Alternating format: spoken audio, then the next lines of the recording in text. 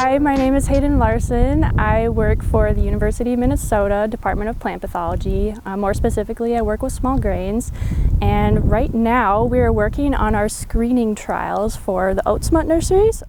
Our research here is focused on a disease of small grains. More specifically, I work with Oat Smut, which is a fungal pathogen of oats here in Minnesota. Here is our screening nursery, which we work in with collaboration with the CDC, General Mills, South Dakota State University, as well as our own trials here at the University of Minnesota. Here I have an example of a symptomatic oat versus not. So as you can see, this oat is infected with the smut. You can notice the spores on the panicle, as well as some very obvious stunting between the healthy and the non-healthy oats. What you're observing on the infected oat panicle are actually the teleospores. So what happens when the spores infect a seed is that it will lodge inside the floral bracts of the oat, and then the spore will grow with the seed when it is planted for the entirety of its lifespan. So once the panicles emerge during the summertime, they will emerge completely covered in the spores.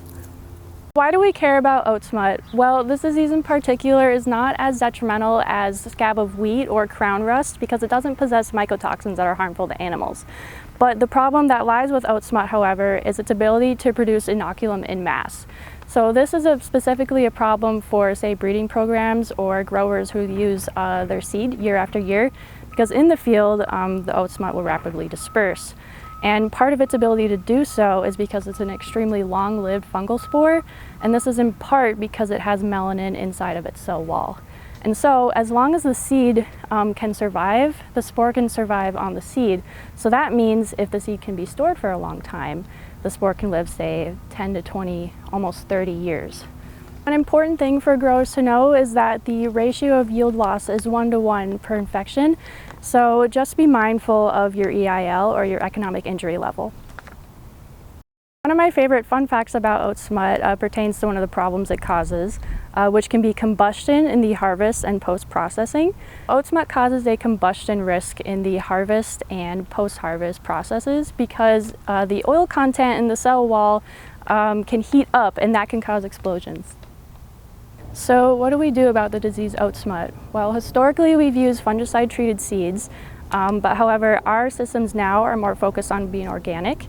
This is especially important for animals like racing horses who depend on high-quality feed, so fungicides wouldn't necessarily work for them.